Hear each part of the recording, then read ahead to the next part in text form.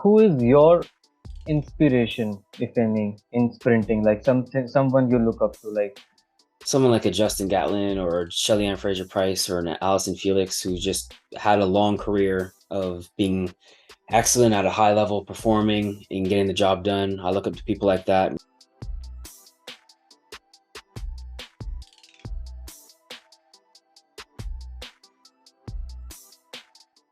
Okay. So for the new audience, I mean, you are already very popular, but still for the new audience, would you like to tell something about yourself for the new? Uh, yeah. I'm a sprinter. I've been in track and field professionally since 2014. So I'm a veteran in the game. Been here a while. Three-time Olympian, five-time Olympic and world medalist in the relay. Made five finals in the 100 and 200 at the world championship and Olympic level. I went to USC in college. I'm Canadian, Toronto sprinter.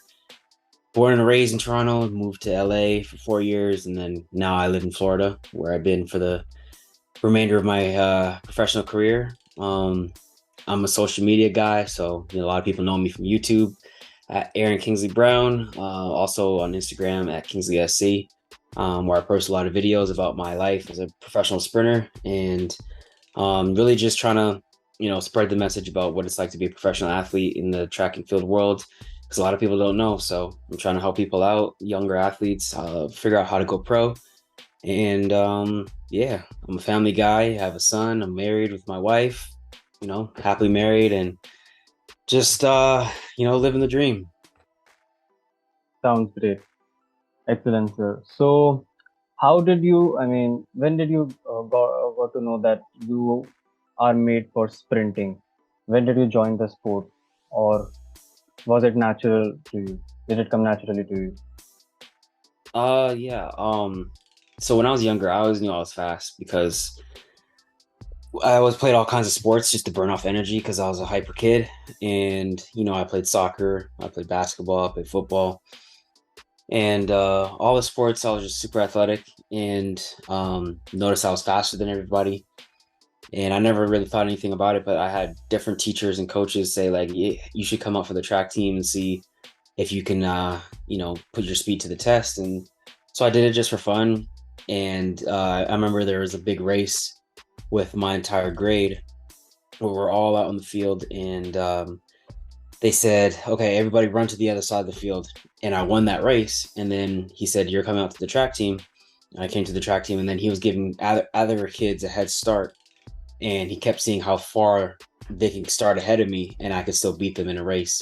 And so I just kind of kept doing things that my coaches told me to do, and just noticing that I was faster than a lot of people. I didn't know how or why, but one thing led to another, and I just kept going to the next level. And people just kept saying like, "Hey, in high school, they said come up to the team. You're fast." The club coach recruited me, said come off of Phoenix Athletics. Did that, and then he said, if you keep running faster, you can get a scholarship. Got a scholarship, and then if you keep running faster, you can go pro. And that's just what happened. I just kept going and climbing the ranks just because I kept following people's advice and got faster.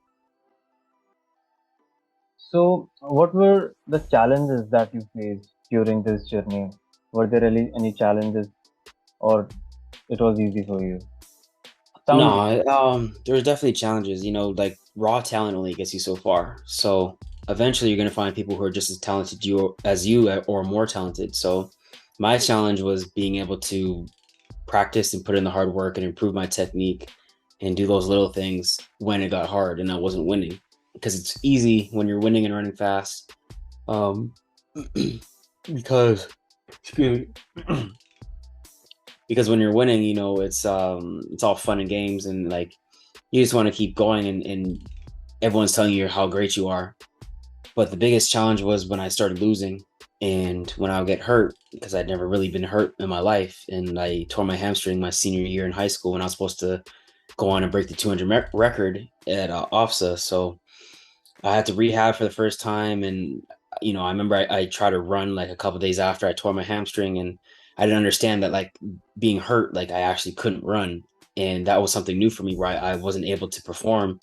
and do anything. So I had to slowly like come back and rehab the hamstring and get treatment on it and stuff. And that was just all kind of new stuff. And people were hating on me, saying that I was faking it and all this other stuff. I'm like, I've never faked it anything in my life, and so people were doubting me, and I felt like I was in this dark place where everyone was turning on me, and I just wanted to prove them wrong.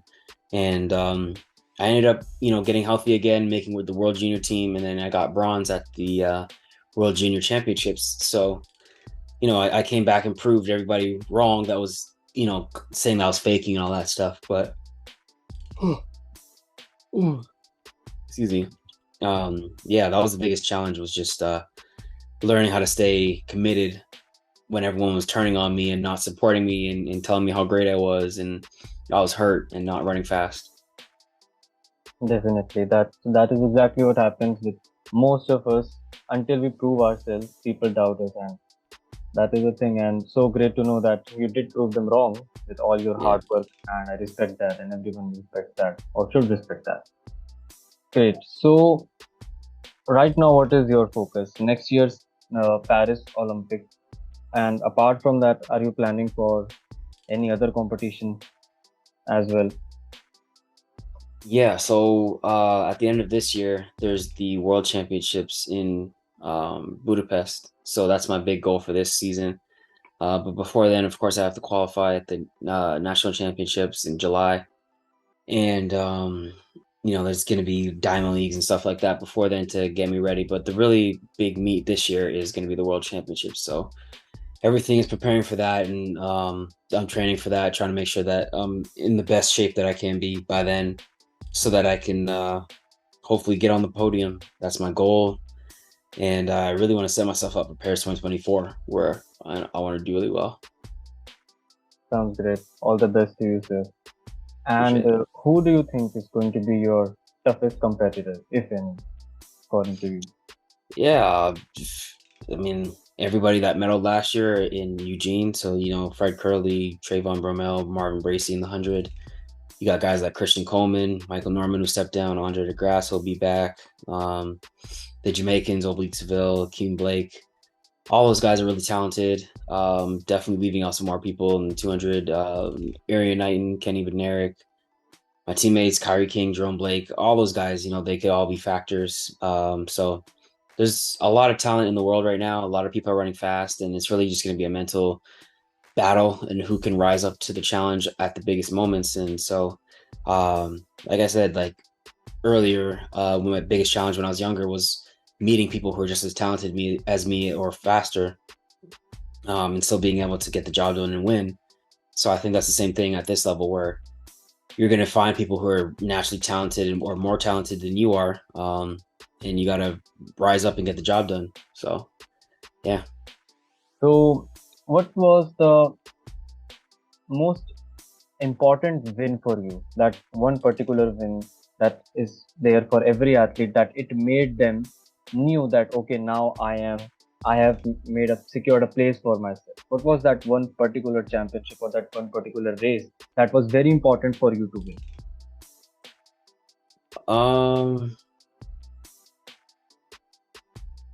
I would say nationals 2019. A lot of people felt like I won in 2018 because Andre was hurt, and so for me to beat him when he was healthy and running sub 10, that was a big step for me, because I was be able to beat him at his best at that time, and that showed that I could be a top contender too.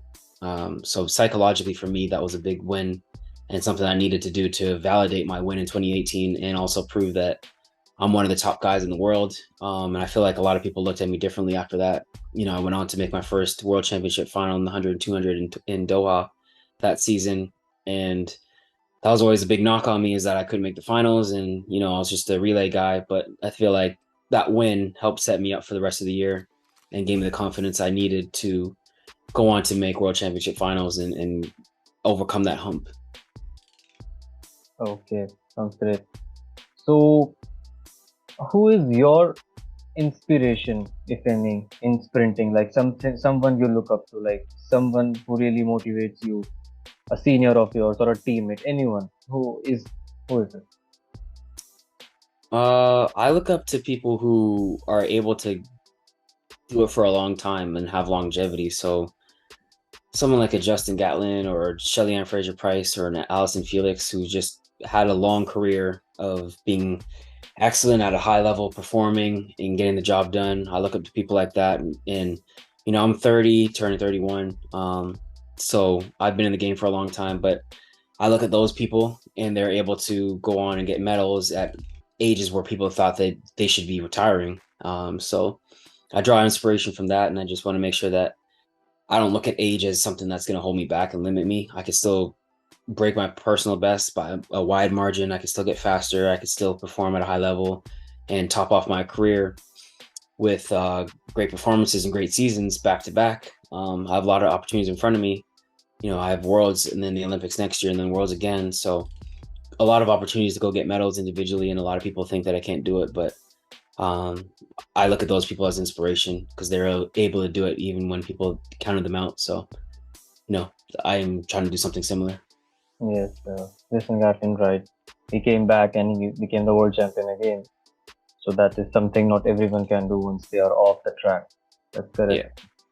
So, what is the advice that you would like to give to the young sprinters? As you have a YouTube channel and you also post videos about training on Instagram. What are the top three advices that you would like to give to the young 14, 15 year olds who have just entered the field, and what do you think they should anything from your side? Any top three advices for Yeah.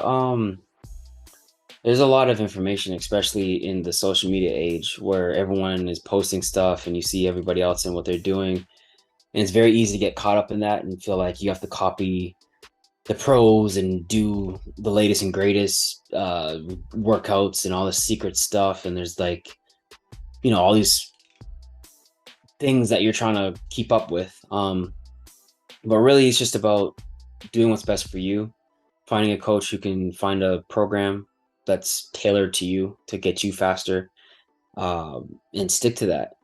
Only listen to certain people who know you personally and have your best interest in at hand. A lot of people whisper stuff in your ear or tell you this and post that, and you can get confused just trying to look at all the information that's out there because a lot of people act like they know what they're talking about, but many people are just guessing and putting out stuff that they think looks good and will work on social media, but they don't actually know what is going to work. And so you can get caught up and get confused if you're just following the wrong people. Follow up with people that are in your life and that can actually look at you, say, okay, this is what you need, and put together a program that you can follow.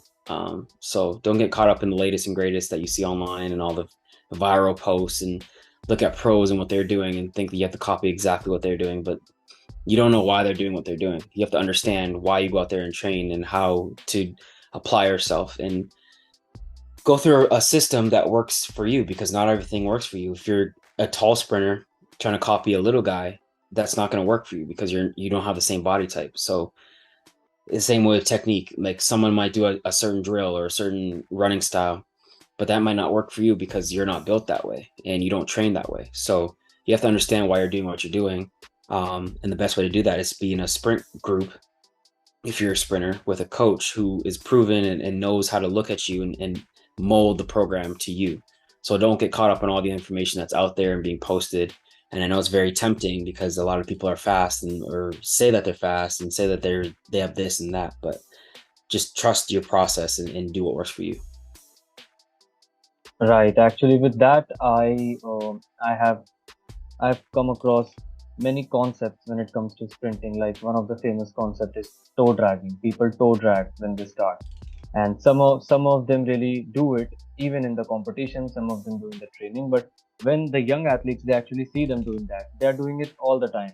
They are not Hmm. realizing that maybe toe drag is just the byproduct of low heel recovery, but Hmm. they are forcefully doing the toe drag, and it is making their start worse because for some athletes it works and for some athletes it doesn't. That is my opinion. What is your opinion on toe dragging? Should we toe drag or should we focus on low heel recovery? Just for No, you. I think you should focus on low heel recovery. People who toe drag, in my opinion, are doing that because they're trying to learn the idea of low heel recovery. And so the easiest way to feel that is to drag the track because you actually get that feedback and you feel yourself with low heels. And so the actual concept that you're supposed to do is have low heel recovery, and you don't actually want to drag the track because that's bringing a little resistance. If you can have low heel recovery without dragging the track, you're going to be faster because you don't have anything resisting you. But for some people, they just can't really get that concept, and so it's a teaching tool to drag toe drag on the track so that you can learn the concept of low heel recovery. There is also another concept that is that some sprinters they are really bulky. They have huge muscles like Johan Blake, like Christian Coleman, and at the same time, sprinters like Andre de Grasse they are not that bulky. They are lean. So here there is a misconception that if the more muscles you have, the faster you're gonna run. But when I see Andre de Grasse, Christopher Lemaitre, they are not bulky. In fact, they are lean. So, do you think that big muscles help in running, or is it the strength, not the muscle? What is it according to you? No, I think it's the strength. What you really want is to be as light as possible, but as strong as possible. So you don't want to be bulky when you're peak, when you're at the championships. You don't want to be like overly heavy. Like typically you load up and build up as much strength as you can, and then you cut weight by getting out of the gym, and naturally just gonna lean out and lose all that muscle mass, but you'll still have your strength. And that's what you want. You want to be as light as you can, but as strong as you can be, because muscle is heavy. And so when you're really dense and big, you're carrying more weight. And sometimes people can do that because they're that strong, but it's easier to run fast when you're strong, but also lean and not carrying as much muscle on you and mass. So I don't think there's a direct correlation between muscle mass and speed.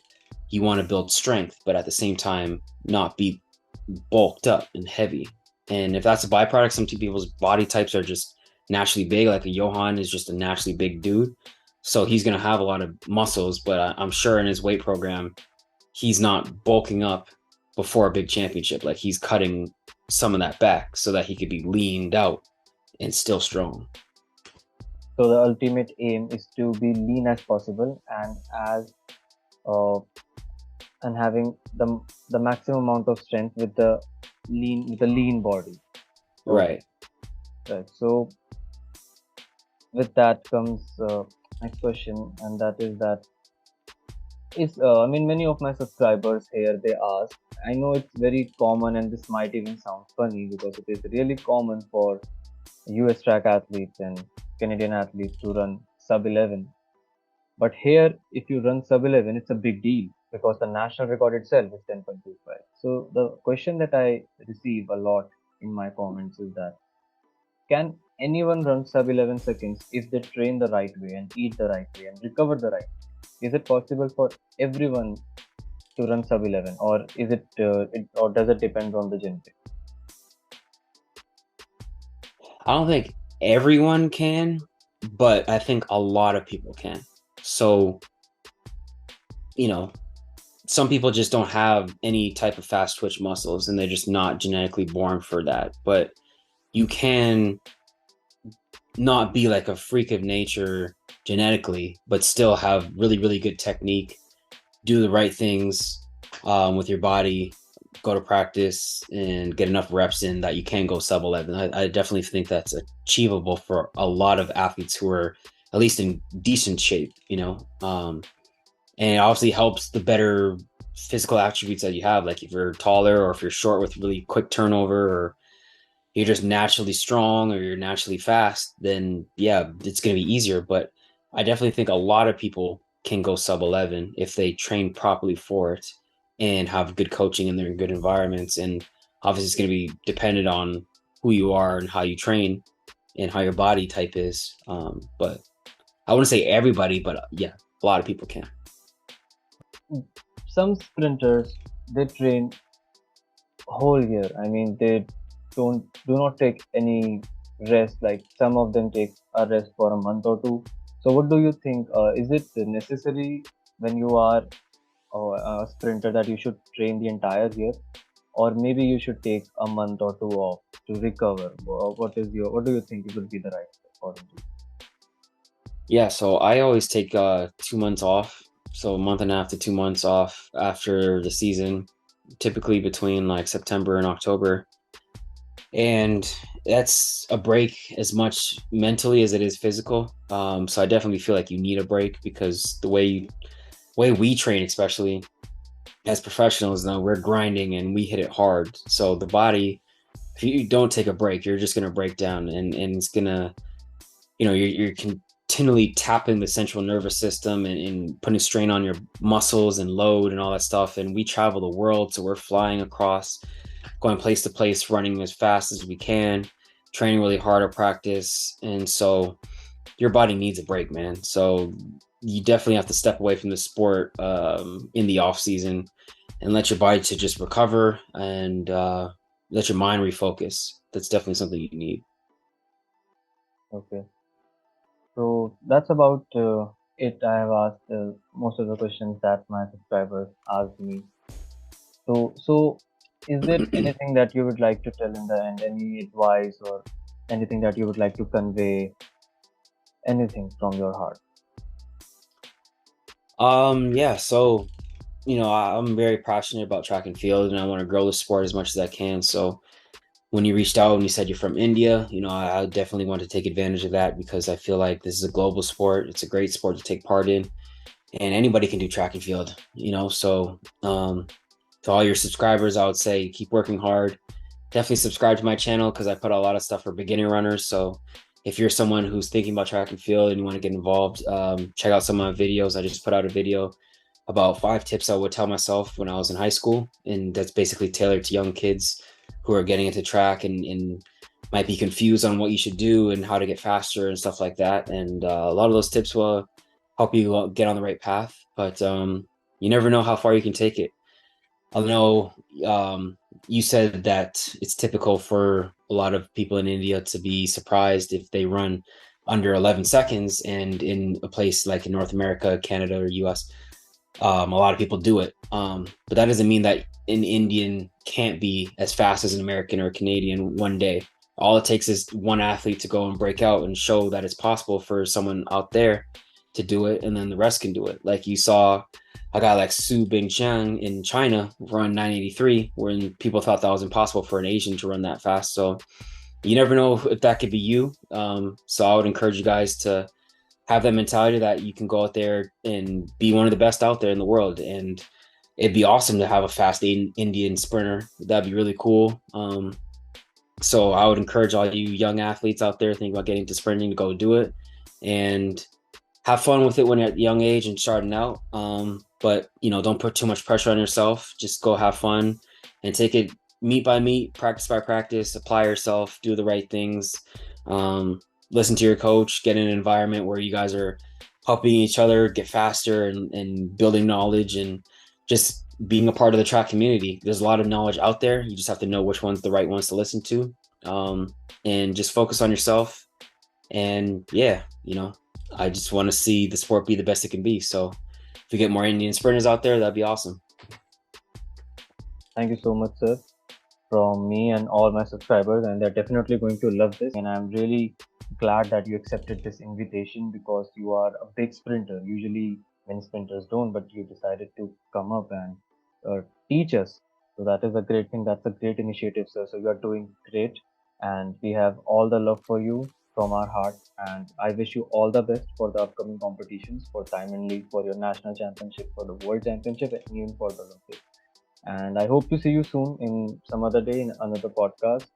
And till then, I have uh, all the best wishes for you and have a great day ahead. Thanks, man. Take care. Appreciate you having me on.